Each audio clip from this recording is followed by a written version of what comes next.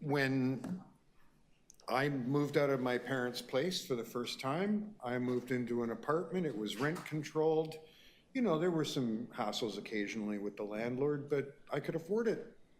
I could afford it working as a childcare worker, you know, the kind of wages they get paid. Then years later, I started a family and we didn't have the money put aside to buy, so we rented. And while we rented, we eventually were able to put aside the money to get a down payment together and move through the housing system and own. And it doesn't work like that anymore. It just doesn't work like that anymore.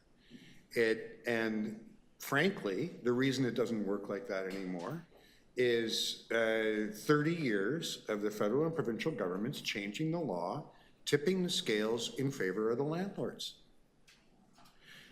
3/4 of all human wealth in the world is tied up in real estate. And the people who own that real estate have been getting richer and richer and richer. And the people who rent from the people who own that real estate live more and more precarious lives and spend a larger and larger percent of their life working to pay that landlord.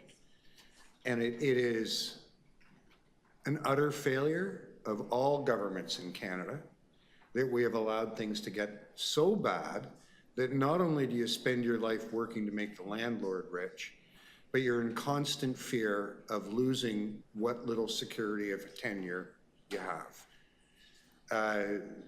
Many people in this room, Mayor Chow, members of council who aren't here today, and many, many tenant activists right across the city have been working for a generation to try to right that balance and get tenants some more rights. Frankly, this is just a step.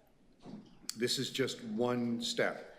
When we get this bylaw in place and when we start implementing it, there will be screaming and howling, and other municipalities will be challenged to follow suit.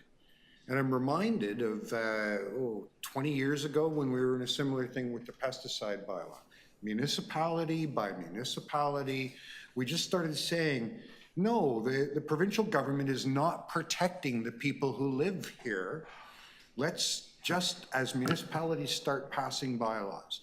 Some bylaws were this way and some were that way, and eventually the pesticide industry started saying, oh my God, I can't deal with it. There's a different bylaw in every municipality. And they went to the province of Ontario and said, we surrender. Let's just have one uniform ban on pesticides right across the province of Ontario. I think we're embarking down that path here. Local people are going to the one level of government where they have voice, where they can come and say something and have a public servant say, I heard you. I'm changing the way I'm doing business.